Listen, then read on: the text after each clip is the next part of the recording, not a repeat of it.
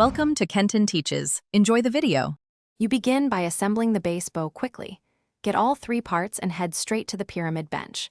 Once done, turn on power and lure one zombie near the shrine to feed the keeper.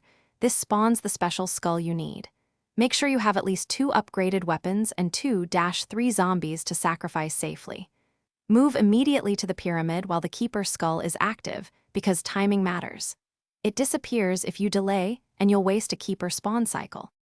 Place the basic bow on the workbench and fire at the floating orb to begin the lightning upgrade ritual. Next, hunt zombies in the indicated spawn zones to collect 3 electric orbs. They'll appear when the dragon conduits are active, so flip each dragon statue in sequence to open channels.